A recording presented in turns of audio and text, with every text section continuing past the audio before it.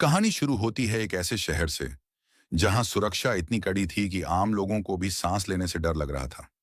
वजह थी देश के उपराष्ट्रपति का वहां आना।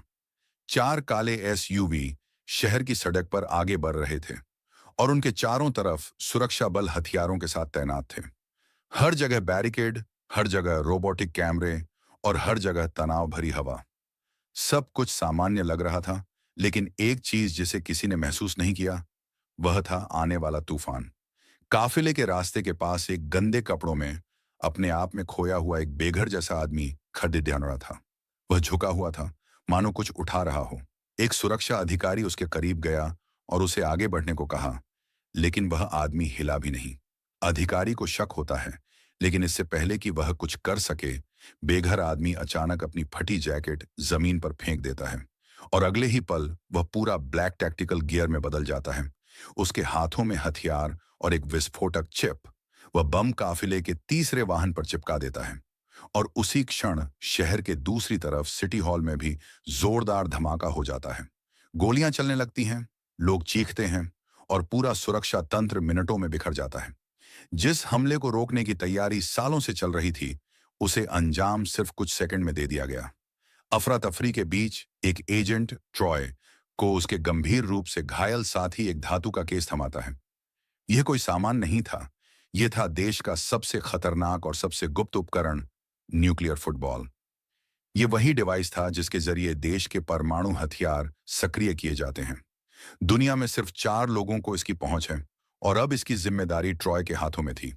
ट्रॉय धुएं और गोलियों के बीच भागता है और अपने कमांडर जनरल मार्शल को रिपोर्ट करता है।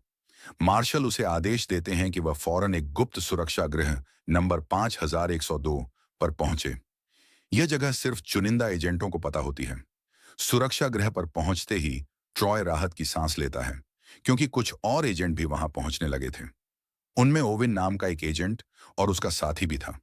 वे सभी सिटी हॉल के हमले से किसी तरह बचे थे, लेकिन तीसरा साथी गंभीर चोटों से कराह रहा था। उन्हें इस जगह सुरक्षित महसूस होना चाहिए था, लेकिन आज यह घर उन्हें निगलने वाला था। अचानक डोरबेल बजती है। एक नया आदमी अंदर आता है, जिसका नाम एंडरसन बताया गया था, लेकिन कुछ सेकंड बाद ही वह सब पर बंदूक तान देता है। तभी उसके पीछे खड़दा सुरक्षा गृह का प्रभारी होल्टन भी बंदूक निकाल लेता है। कमरे में तनाव इतना बरस जाता है कि कोई भी ट्रिगर दबा सकता था। उसी तकरार के बीच सुरक्षित लाइन वाला फोन बजता है। मार्शल की आवाज आती है, बमों को एक्टिव करने के लिए जो सिग्नल इस्तेमाल हुआ था, वो इसी घर के अंदर से भेजा गया है। यह सुनकर सबके होश उड़ जाते हैं। तो क्या गद्दार यानी हमले में शामिल कोई व्यक्ति इसी कमरे में था, इसी सुरक्षित जगह के अंदर? पूरा घर लॉकडाउन में चला जाता है। दरवाजे बंद, खिड़कियां सील, बाहर निकलने का कोई रास्ता नहीं। अब यह घर सुरक्षित जगह नहीं, बल्कि मौत का पिंजरा बन चुका था। तभी अचानक खिड़की के पास हल्की सी आवाज आती है। सेकंड भर में कांच टूटता है और 4 ब्लैक टैक्टिकल आतंकवादी रस्सियों से अंदर कूदते हैं।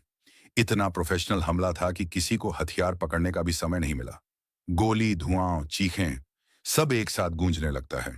2 आतंकी दाईं तरफ, 2 बाईं तरफ से अंदर घुसते हैं। ट्रॉय बिना हिचकिचाए एक आतंकी पर झपटता है और उसे निहत्था कर देता है। ओविन को ध्यान आता है कि आतंकवादी बार बार ट्रॉय के कमर से बंधे फुटबॉल बॉक्स की तरफ बढ़ रहे हैं। यानी वे सिर्फ मारने नहीं आए थे, वे न्यूक्लियर फुटबॉल लेने आए थे। लड़ाई खत्म होते होते कमरे में पड्ढे एक आतंकी की जैकेट से बीप बीप की आवाज आने लगती है। जांच करने पर पता चलता है कि वह अपने सीने में हार्टबीट से जुड़ा बम लेकर आया था, जिसके रुकते ही पूरा सिस्टम फट जाता। अब शक और गहरा चुका था। कोई गद्दार अंदर था, लेकिन कौन? ट्रॉय, ओवेन या वह नया एजेंट जो अचानक आ पहुंचा था? तभी वेंटिलेशन सिस्टम से जहरीली गैस छोड़ी जाती है। सबको मजबूरन साउंड प्रूफ कमरे में घुसना पड़ता है, लेकिन उनका पीछा यहां भी नहीं छूटता। दूसरी टीम भी हमला कर देती है। दूसरी लड़ाई और भी खौफनाक होती है। इधर होल्टन एक घायल आतंकी की पीठ पर लगे बम सिस्टम का विश्लेषण करता है। उधर ओविन हर घटना को जोड़ते हुए एक बड़ी साजिश समझने लगा था। वह कैमरा रूम में जाता है और फुटेज देखकर दंग रह जाता है। असल केयर टेकर एंडरसन तो एक दिन पहले ही मारा गया था।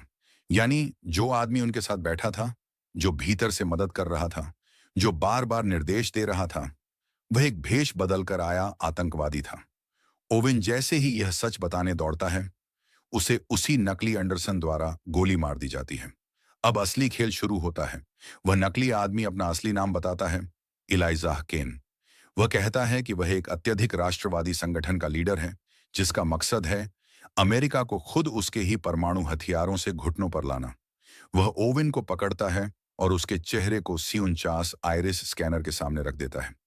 ग्रीन लाइट जलती है और 12 अंकों का परमाणु कोड बनकर स्क्रीन पर चमक उठता है। इलाइजाह उन कोड्स को फुटबॉल सिस्टम में डाल देता है। टारगेट लोकेशन में लिखता है लैटिट्यूड 38, लॉन्गिट्यूड 87, यानी व्हाइट हाउस। काउंटडाउन शुरू हो चुका था। अब सिर्फ 90 सेकंड थे दुनिया के बदलने में।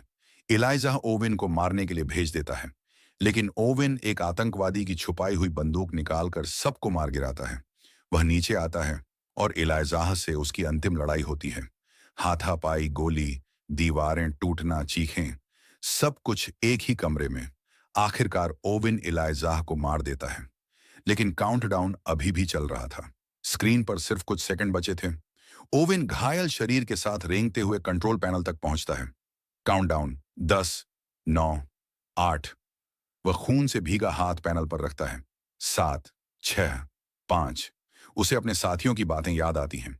4, 3। घर का हर कोना लाशों से भरा था। 2। उसका हाथ कांपता है। 1। और ठीक 0.01 सेकंड पर वह लॉन्च रोक देता है। देश बच जाता है, लेकिन ओवेन के साथ उसके सभी साथी, उसकी टीम, उसका घर, सब खत्म हो चुका था। वह फुटबॉल उठाकर बाहर निकलता है। आसमान धुएं से काला था। दूर कहीं सायरन गूंज रहे थे। उसी समय ऊपर कमरे में मेजर मार्शल फोन पर बात करते हुए कहते हैं, इलाइजाह मारा गया? ठीक है, अब बी प्लान एक्टिवेट करो। यानी यह पूरी घटना सिर्फ इलाइजाह की प्लानिंग नहीं थी। इसके पीछे सरकार का एक ऐसा चेहरा छुपा था जो अब तक किसी ने नहीं देखा था। ओवेन दूर खड़ा मार्शल की ओर देखता है। दोनों की नजरें टकराती हैं और इसी फ्रीज फ्रेम पर कहानी खत्म हो जाती है।